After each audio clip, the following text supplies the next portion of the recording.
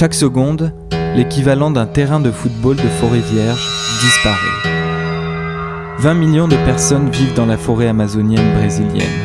Certaines d'entre elles n'ont jamais eu de contact avec le monde développé et ne sont probablement pas conscientes des menaces qui pèsent sur leur mode de vie. On estime la destruction de la forêt amazonienne à 5,8 millions d'hectares par an. Chaque année, ces 7 milliards de faux arbres utiles sont abattus sans être quand la forêt est réduite au pâturage ou cultivée selon la méthode du brûlis. Ce sont 20 tonnes d'humus qui sont arrachées au sol par l'érosion. C'est comme si nous connaissions déjà ces images. Elle ou d'autres, qui ferait la différence ? L'Amazonie dévastée. 30 ans qu'on en parle. C'est chose faite. C'est presque fait. C'est comme si c'était déjà fait. Les deux histoires qui vont suivre sont donc des histoires de temps, de lutte contre le temps. Il y a d'abord les scientifiques. Ils sont français, brésiliens. Ils étudient sur place les latérites d'Amazonie, des couches sédimentaires vieilles de millions d'années. L'étude des latérites, c'est l'étude des possibles. Ce qui peut pousser sur cette terre, sur ce sol, en perpétuelle évolution, tel un corps vivant. C'est une course vers la connaissance, au rythme de la science, les mains dans la terre.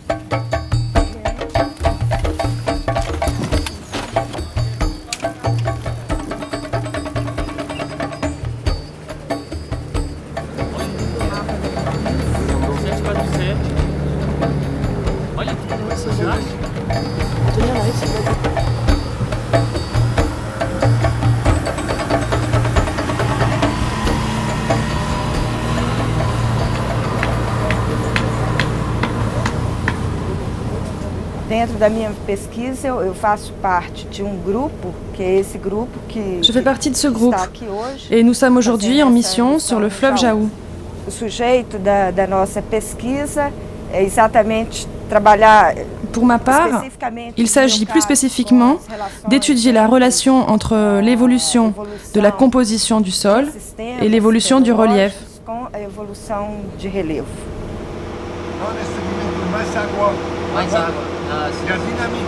Avec la montée des eaux, ça va tout modifier. Sur le site du Jaú, il y a des zones dévastées où l'argile est détruite.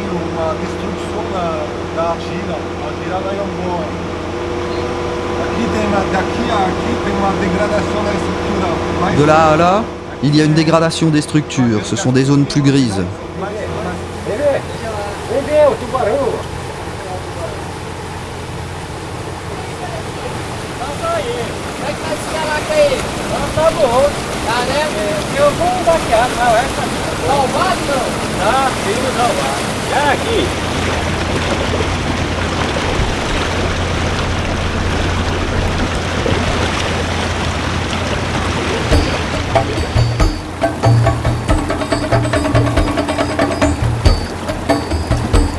On arrive à la limite du Rio Negro. Le fleuve est saturé par la matière organique, une terre noire que l'on retrouve à la surface des forêts. En remontant les affluents de l'Amazonie, les scientifiques cherchent un endroit précis où des transformations naturelles du paysage se sont produites.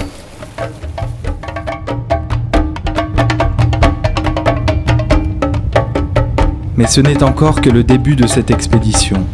Le fleuve n'est plus assez profond et pour continuer, ils doivent changer d'embarcation.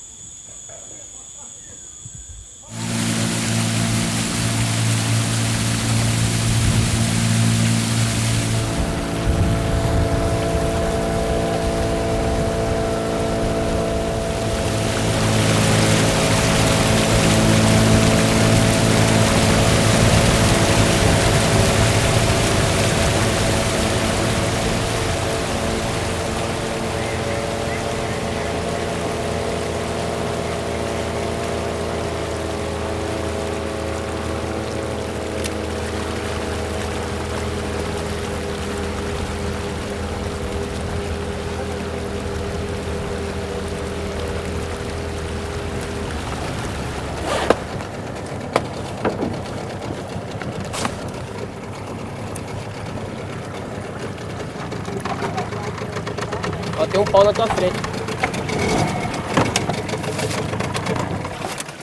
As crianças dele, né? Aí ele falou com a esposa, né, para Alors, il a demandé à sa femme d'abandonner 2 de ses enfants dans la forêt. embora, né? Aí ela sentiu muito, mas só que Ça lui a fait beaucoup de peine. Mais elle n'avait pas d'autre solution. Elle a emmené les enfants, Jean et Marie, et les a laissés au loin dans la forêt. deixar no mato.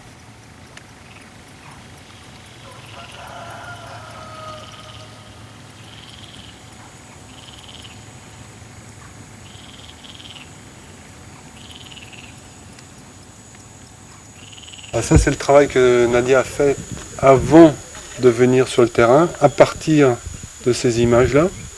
Donc, avec une vision stéréoscopique, elle a essayé de définir les grandes formes du modelé. Aqui, no nosso mapa, que já fizemos a priori antes de vir para o campo, nós mapeamos, Ici, c'est une carte qu'on a fait avant de venir sur le terrain. rio, né, Jaú, né?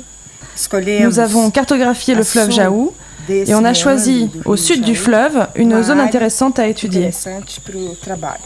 Então, se fizermos um trajeto a partir desse meandro até a Alors, on a Grande fait un tracé de ce bras du fleuve jusqu'à la Grande Dépression. Uma área de deposição do Cette rio, ligne passe par une aire de dépôt du fleuve, une aire plus élevée qu'on appelle un plateau. que está mais elevada, que a gente chama aqui de platô. Cette E esse surface platô, plane est traversée par des ruisseaux ele tem dépendant uma du forma fleuve Jaú. mais plana, mas ele é recortado por rios. Et après, on va vers le sud, là, on va rencontrer ce qui apparaît en vert, des zones déprimées, des dépressions. Et c'est là où on va travailler, c'est entre les zones de plateau qui sont bien drainées et les dépressions.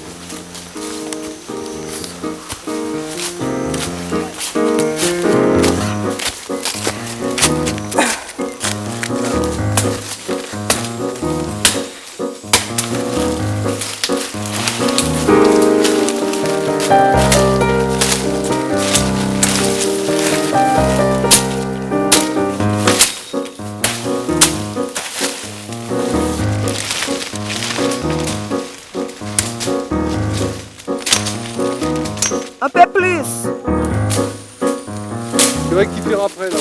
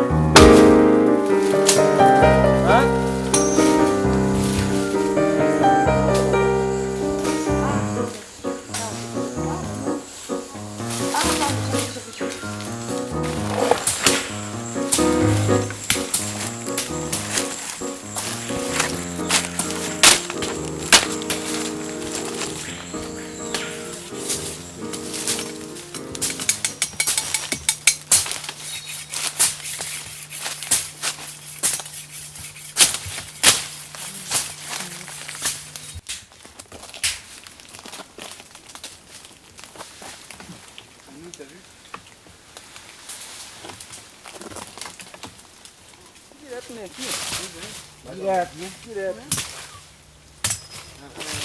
Mas rapaz, vamos roçar, vamos gastar mais de 1 hora pra conversar. Porque agora fechou, cara.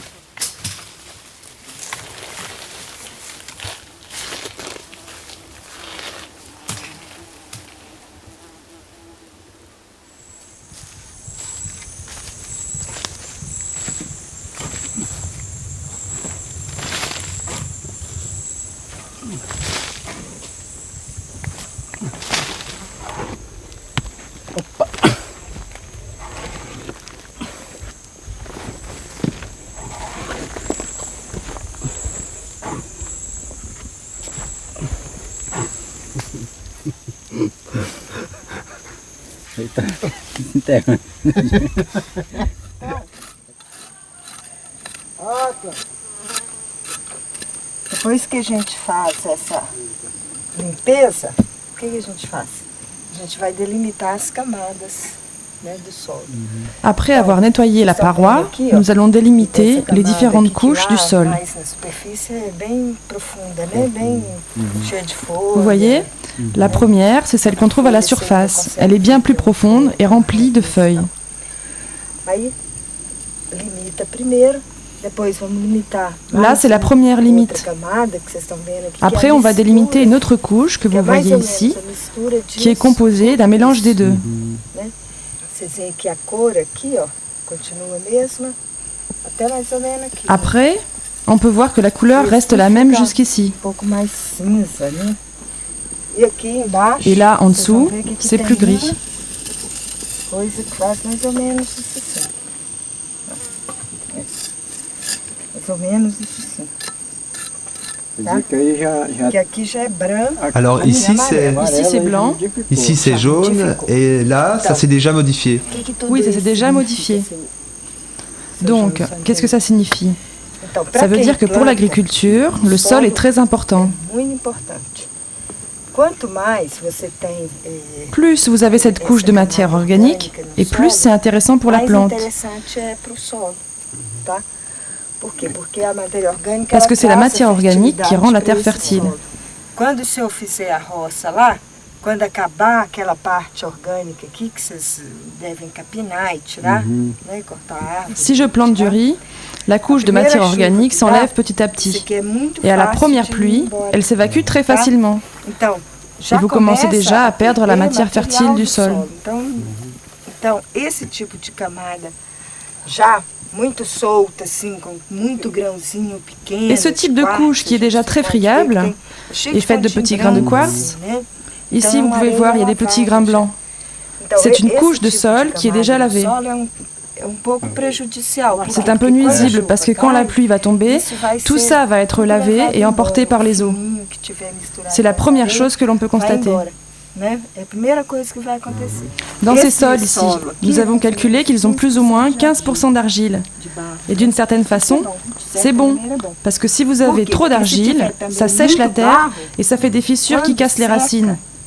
A tendência é fazer aquelas gretas, né? Vocês já viram. Faz aquelas gretas e aquelas gretas. Ce qui est bon, c'est cet équilibre dans le sol, entre l'argile et le sable, qui permet à l'eau de s'infiltrer. Ainsi, la plante peut tirer les éléments nutritifs du sol. Donc, il faut cet équilibre. Eu não sei, por que vocês não plantam feijão? Et pourquoi vous ne plantez pas des haricots ici? Porque não dá, ou porque... Et le maïs, ça marche ou pas? Olha, o milho aqui só dá se for na mata, na capoeira aqui. Écoutez, le maïs ne pousse que dans la forêt là-bas. Já colocou, Já plantou. Dans la capoeira, la forêt secondaire, ça ne marche pas. não dá a banana, não dá o cará, Não dá nada nada. disso dá. Então só dá se for na mata. E On n'a pas les conditions ni le matériel pour planter dans la forêt primaire. Sei. Le bois est très dur, alors couper ça avec une machette, a gente precisa de volta muito, né? c'est pour ça qu'on a du mal à cultiver. Derruba a mata, sabe, na mata. Tipo, planta aqui, a mandioca ela dá em todo canto, né? Le manioc, ça pousse dans toute la région. Pas beaucoup, mais ça pousse. Então, vocês já plantaram mandioca naquele Vous en avez solo planté dans le sol lá? blanc qu'on a découvert là-bas? Não, senhora. Non, parce qu'on a l'impression que ça ne donnera rien.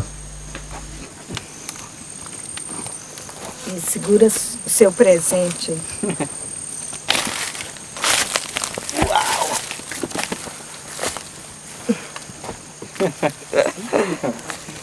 Porque tem que ser. Já está aqui profundidade? 80. Non, non. Quels sont les processus qui entraînent la migration de la matière organique? Tels sont les objectifs qu'ils tentent de découvrir. De material orgânico, de resto de raiz. Tá? Já vou ver a textura para vocês continuarem isso.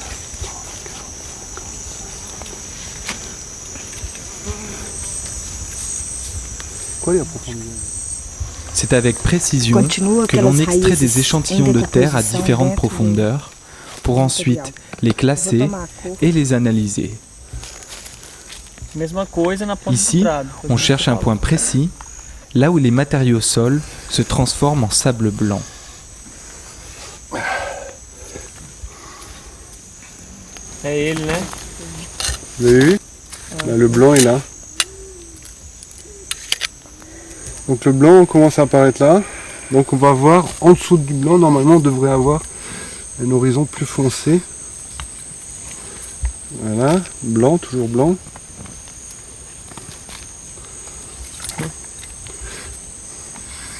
« 80, toujours blanc. Puxa vida.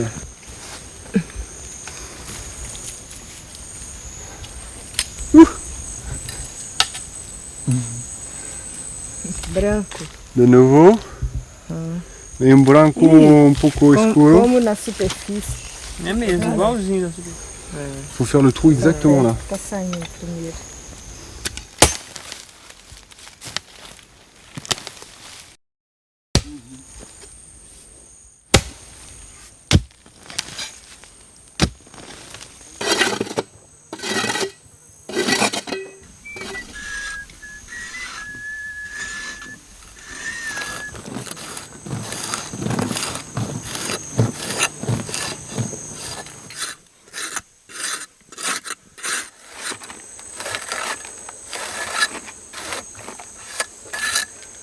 Alors ce qui est très intéressant, c'est qu'on voit par rapport au sol de la mangue qui était faiblement coloré par la matière organique vers le haut et puis après qui devenait jaune, là on voit qu'il y a un assombrissement des matériaux qui est lié à une accumulation de matière organique dans les sols. Alors ça descend, vous voyez ces horizons sont très foncés et tout ça, ça vient buter sur cette formation rocheuse altérée, c'est la formation Prosperanza qui apparaît sous forme de bloc.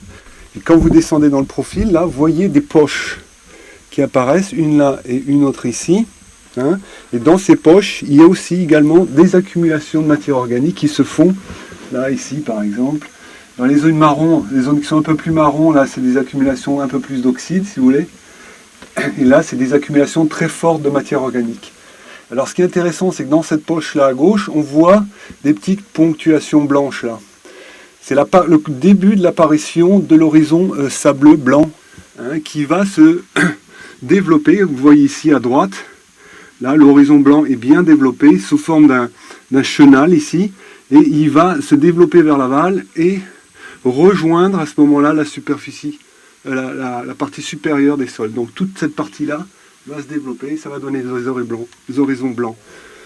Donc une migration très forte de matière organique, avec début d'apparition de ces horizons blancs qui vont se développer vers l'aval.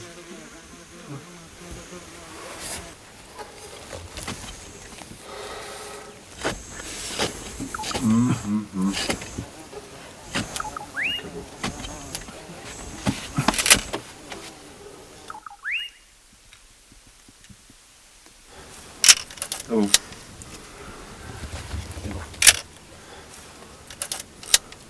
Tout ça c'est sableux. Et à l'aval, là, en bas, pardon, ça doit être des reliques de zones d'accumulation. Et puis là, tu as un contact brutal. Alors ça, c'est le BH bien induré. Hop là. Il est dur. Accumulation de matière organique. C'est un niveau qui est imperméable, donc là, l'eau, c'est un plancher pour une nappe, et donc la nappe vient en saison des pluies. Et donc l'eau s'arrête et puis elle remonte vers la surface et ça fluctue là-dedans. 10 epsilonaire 2 para 1 mais clara e 10 epsilonaire 13,5 para 1. Bon alors ici vous êtes dans les zones qui sont généralement un petit peu déprimées par rapport au modelé général, donc un peu plus basses. Ce sont des zones qui sont généralement engorgées d'eau en saison des pluies. Donc c'est les pôles les plus dégradés au niveau des sols. Donc il y a en général une assez bonne relation entre le degré de développement des sols, le degré de dégradation des sols et le type de végétation. Donc plus les zones podzolisées avec des BH indurés auront tendance à se développer, plus la savane elle-même aura tendance à se développer et elle gagnera. Donc tout ça, ça gagne sur les zones qui sont relativement bien drainées. Donc vous avez une tendance générale, expansion de toutes ces zones à podzol avec des indurations ou sans induration, donc ces zones engorgées, de ces savanes sur la forêt. Quand on va plus vers le nord et vers le nord-est, vers le Rio Negro, ces zones sableuses qu'on appelle podzoliques deviennent très importantes et elles à la fois en extension mais aussi en épaisseur. On peut avoir des sables sur des dizaines de mètres à certains endroits, sable blanc. Et alors à ce moment-là, comme il n'y a plus que du sable, la végétation à un moment donné elle finit par disparaître. Quand ces zones sont très développées, qu'il y a beaucoup de sable, il peut même, du fait du vent, il peut se créer certaines dunes en pleine Amazonie.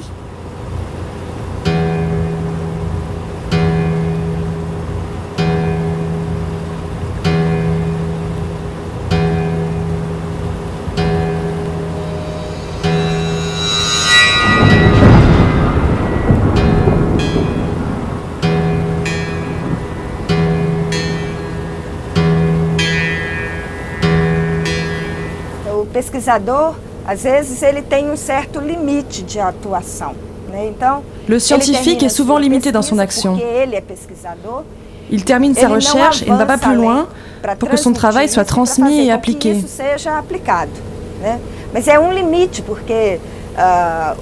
Le problème, c'est que quand on termine un projet, on est déjà engagé dans un autre. On produit des articles scientifiques qui seront lus par la communauté scientifique et ça s'arrête là.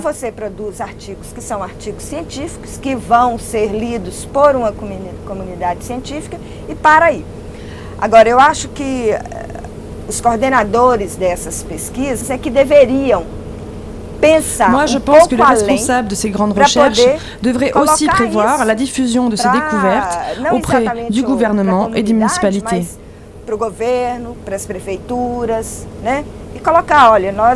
On a fait ce travail et on aimerait simplement qu'il soit mieux diffusé ici. On voudrait pouvoir dire ce que ça peut amener de bon pour cette région. Le problème, très souvent, c'est que on étudie l'impact de l'homme sur le système naturel, directement. C'est-à-dire qu'on va essayer de voir que va faire l'homme sur ce milieu naturel. Mais le problème, c'est que ce milieu naturel, on ne le connaît pas. Donc tout le travail amont, la recherche fondamentale amont, connaissance de l'écosystème n'existe pas. Donc moi, je trouve personnellement que c'est un peu dommage et il vaut mieux connaître bien un écosystème. C'est comme il faut connaître un individu avant de travailler dessus, si tu veux. Tu vas pas faire de la chirurgie sans connaître, si tu veux, l'anatomie globale d'un être humain. Donc pour le milieu naturel, c'est la même chose. Il faut connaître d'abord son organisation, son fonctionnement, avant de... Mais ça au niveau fondamental et dans un écosystème naturel, avant d'essayer de voir quels sont les effets anthropiques de l'homme, enfin les effets de l'homme sur cet écosystème. Donc et très souvent, on a un peu brûlé les étapes, c'est-à-dire qu'on est passé directement à la deuxième étape sans vraiment étudier la première.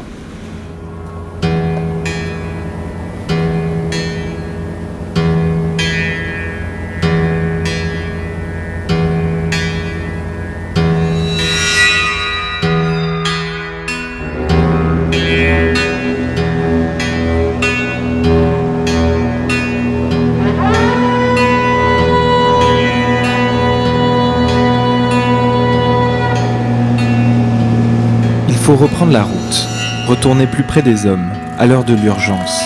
Sur cette étrange ligne droite de 300 km de long, la transamazonienne. L'aménagement prévu par les géographes ont tracé cette route sur carte et l'ont fait sans égard au sol et au relief.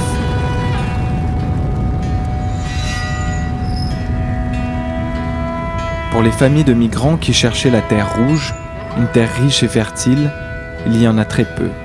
Et l'exploitation du milieu a posé d'énormes problèmes.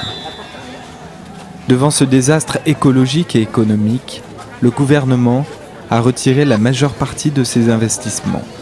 Les grands éleveurs ont de fait pris le pouvoir et les paysans utilisés comme une armée de défricheurs.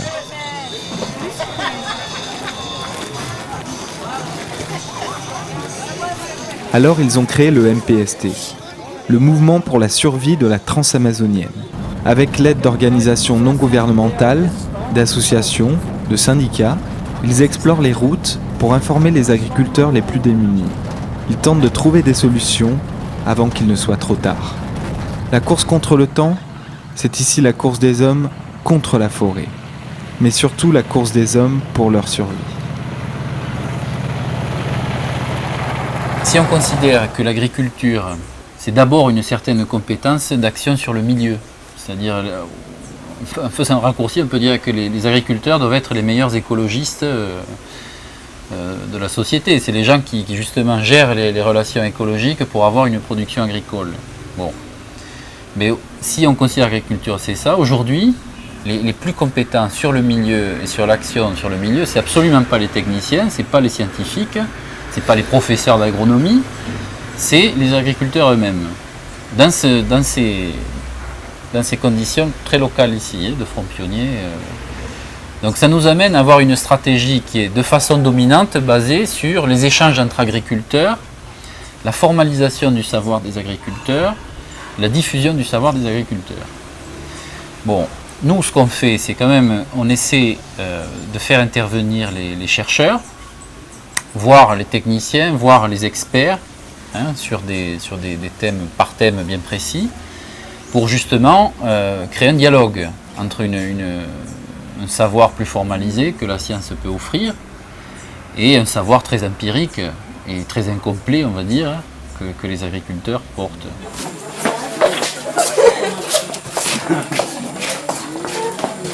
À l'ouest d'Altamira, un petit village se compose d'une ferme, de dortoirs et d'une salle de réunion pour accueillir des familles. Ce sont les maisons familiales rurales. De jeunes agriculteurs s'apprêtent à rejoindre la classe. Ici, ils apprennent à lire, à compter, s'informent de nouvelles techniques agricoles en relation avec leur environnement. Forts de cet apprentissage, ils pourront exploiter la terre de leurs parents de manière durable. Vocês estão lá de parabéns por produzir muito milho. Essa pedagogia, a importância é que a família, ela participa junto. Le plus important, c'est que la famille, la communauté participe à cette pédagogie. Et pas seulement les jeunes qui sont ici. Mais quand on rend visite à leur famille, on invite les voisins, d'autres familles, et on s'assoit pour discuter tous ensemble. On pose des questions, on dialogue pour travailler sur la vie quotidienne de cette famille.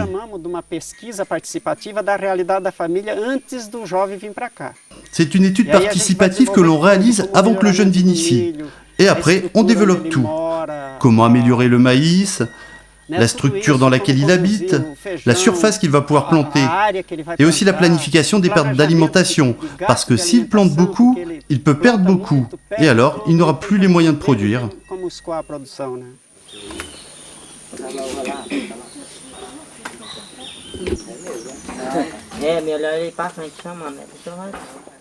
Uma das fortes preocupações que existe hoje na Transamazônica, tanto do lado dos pequenos agricultores. Une des fortes préoccupations chez les petits agriculteurs, mais aussi chez les grands propriétaires, c'est la dégradation et la perte de fertilité que le sol révèle chaque année.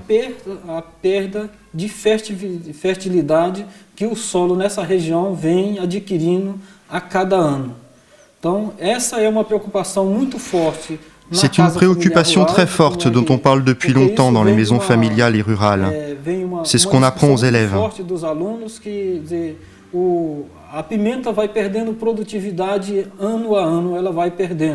Chaque année, le poivre perd un peu de sa terre fertile.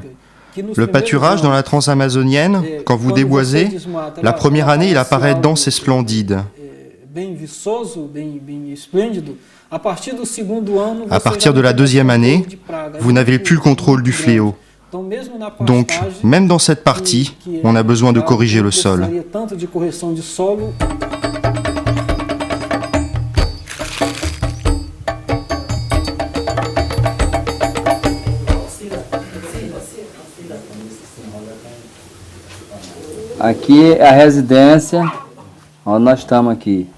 Ici, c'est la résidence, c'est là où on se trouve. Ici, c'est la parcelle au fond de la propriété. C'est une forêt primaire, il n'y a aucune culture. Et il y a deux types de sols. Des sols fertiles, humides, c'est là où j'ai planté. Sinon, des sols argileux. E o solo argiloso, a parte acidentada é barro argiloso. No caso, na época que eu cheguei em 76, né? Quand je suis arrivé en 1976, je ne connaissais absolument rien sur la culture du poivre. Alors j'ai discuté avec les agriculteurs de la région et j'ai récupéré les bonnes informations pour cultiver la plante. Vai colhendo as informações como se deve cultivar aquela cultura. Muitos agricultores estão plantando arroz, estão plantando milho. Ici, on plante du maïs, on plante du riz. Mais là-bas, sur l'autre rive, ils ne peuvent rien planter, parce que le sol n'est pas assez humide. C'est un sol très sablonneux. L'eau pénètre et elle finit par s'infiltrer.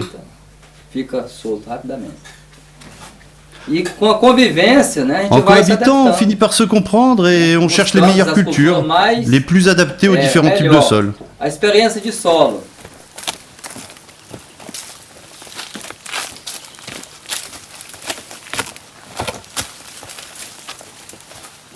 Esse trabalho aqui, trabalho de parceria, groupe de agriculteurs. Ce travail ici, c'est un travail d'équipe. Nous sommes 6 agriculteurs à participer. On travaille sur une nouvelle technique de production de poivre, mais aussi à la formation de boutures de qualité. Produção da pimenta, formação de muda, né, de qualidade. Então, a gente como articulador do grupo aqui, a gente participou de reunião, né? Avec des chercheurs, on participe à des réunions d'orientation destinées aux agriculteurs. Et ça permet d'utiliser les bonnes techniques. Et petit à petit, ça commence à mûrir. Aí sempre o pesquisador vem, né? A gente se reúne, sai daqui, vai para a cidade e aí traz para cá.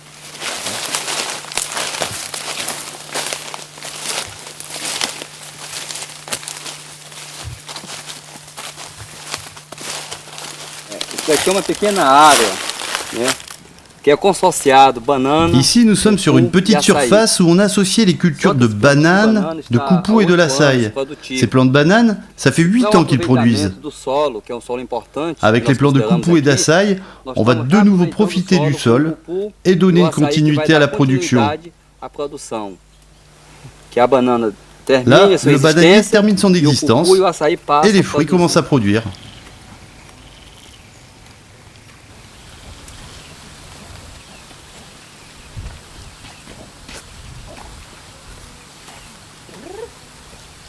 Então a discussão que se vem fazendo tanto na Casa Familiar Rural como nas coopératives, nos syndicatos, nas associações. Une information importante circule autant dans les maisons familiales rurales que dans les coopératives, les syndicats et les associations. C'est qu'en améliorant le sol, on pourra produire beaucoup plus dans un petit espace au lieu d'exploiter une grande quantité de terre. Il suffit de trouver le sol qui correspond. E nos últimos 2 anos tem muitos agricultores que diminuíram o ritmo Ces 2 dernières années, il y a beaucoup d'agriculteurs qui ont diminué le rythme des déboisements en appliquant cette méthode. Et ça marche. Em pequenas áreas, o mesmo que estavam produzindo em grandes áreas.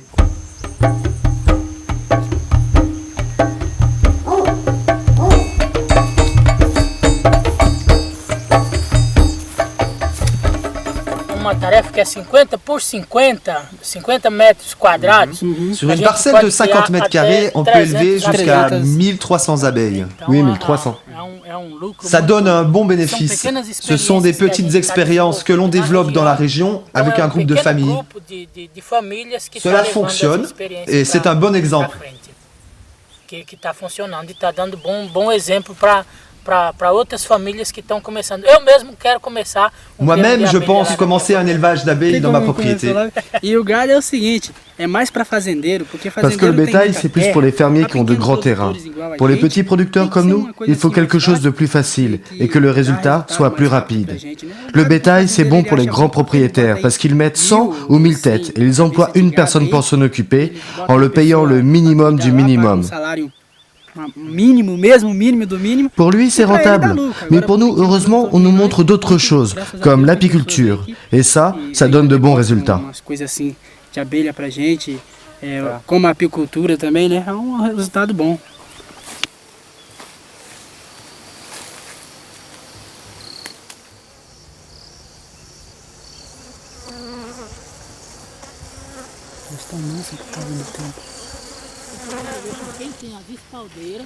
Eu não vou plantar esse ano, vou encomendar para mim. Então, isso aqui, né, que ele está falando, não tem um ano e pouco que foi plantado. Ici, vous pouvez voir des arbres plantés il y a seulement un an et ils donnent déjà leurs premiers fruits. Ça nous aide pour le revenu familial et en plus, ça fait de l'ombre pour le plan de café. On peut voir très vite le résultat de cette expérience. Avec ces plantes, la culture du café est plus productive et beaucoup plus saine. Com essas plantas assim, ele se torna mais produtivo e mais saúde. Sai daí que você... agora você tem costume com formiga? Lá vai. Eita coisa. Tá no jeito, hein? Nossa. É da mole, não é? É essa. Gostosinha, não tá? Mas tu Ixi, tá uma delícia, vem. Agora Bora. ver se eu acho um... Bora saborear. É, isso.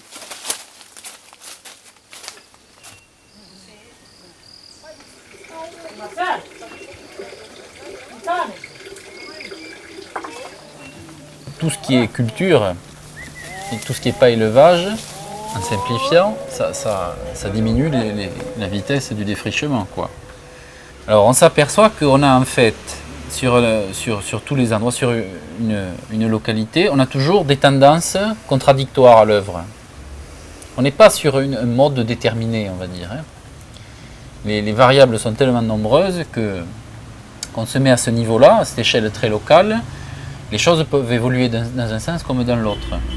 D'ailleurs, on le voit très bien, c'est-à-dire sur des vicinales où a priori les conditions de sol et de peuplement ne sont pas très différentes, on voit des gens qui basculent complètement vers les cultures avec des stratégies très intensives en plantation, ou des endroits qui basculent complètement vers l'élevage, et puis alors avec ces histoires de densité moindre et de production moindre. Alors ça c'est un autre aspect un peu de ce qu'on fait, c'est que bon, on discute avec les gens, on discute de ces tendances, on essaie de voir jusqu'où ça va, et puis on essaie d'influer avec eux sur ce devenir.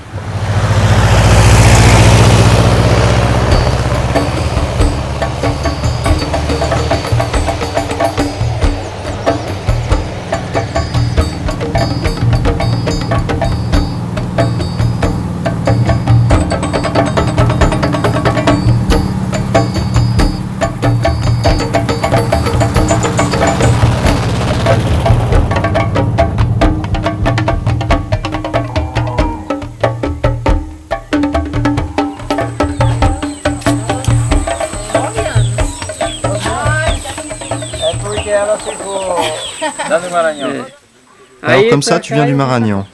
Oui, arrivé ici, je suis allé dans les champs. Tu es parti dans la forêt.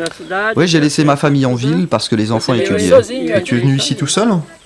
Ouais, tout seul, pendant 4 ans. Et quand ma femme est arrivée, il y avait déjà du poivre. J'ai réussi à planter 4200 pieds de poivre. 4200 pieds de poivre? Oui, ils sont tous morts, il n'en reste plus un. Et alors, quand vous n'avez plus de poivre? Eh bien, je me suis orienté vers le bétail. Au début, j'en ai acheté 2. Avec la récolte suivante, encore 2. Alors, j'ai eu un crédit du FNI et j'en ai acheté 12 d'un coup. 2 plus 2, 4, plus 11, ça fait 15. 15. Et maintenant, t'en as combien? Maintenant, j'en ai 50. 50 ! Mais tu fais plus confiance au bétail ou à la culture du poivre? Le poivre donnait plus d'argent et moins de travail. Moins de travail? Oui, parce que le terrain est plus petit. Tandis que pour 50 têtes de bétail, t'as besoin d'un grand pâturage. Combien d'hectares tu as? J'ai exploité environ 7 ou 8 hectares. Ah, tu en es déjà là. Et tu vas continuer? On dit qu'on peut aller jusqu'à la moitié du lot. On va prendre encore 2 hectares parce que le bétail est en train d'augmenter et le pâturage devient insuffisant pour eux. Maintenant, on a 2 possibilités. Soit on augmente le pâturage, soit on vend du bétail. Et qu'est-ce que tu en fais de ce bétail? Pour l'instant, je ne fais rien parce que j'attends la banque pour payer plus de terre.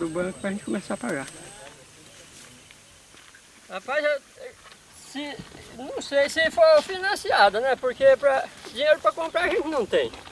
A muda tá caro. Et escuta aí, você nunca ficou com medo aqui de... Et dis-moi, t'as jamais eu peur d'être seul ici? Non. Jamais? T'avais une carabine? J'ai toujours eu un petit fusil, une vieille 32, jaune en caoutchouc pour faire fuir la panthère. Pourquoi? T'avais peur des panthères? Oui, elle venait chasser les cochons dans cette porcherie. Elle m'a pris 2 cochons et 2 chiens près de la maison.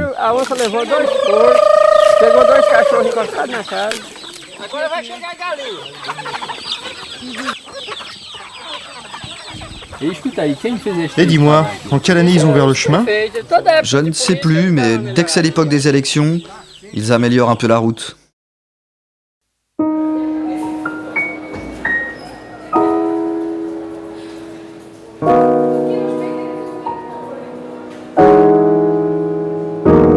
Il est difficile de croire aux solutions modestes, aux avancées prudentes de la science, au cas par cas. On peut se dire que le sort de l'Amazonie dépend des milliers de petits gestes de par le monde, que les agriculteurs les plus pauvres vont sauver la terre tout en sauvant leur peau. On peut se le dire. On peut espérer un développement plus durable des fronts pionniers, une stabilisation de l'agriculture, le réveil des responsables. On peut l'espérer.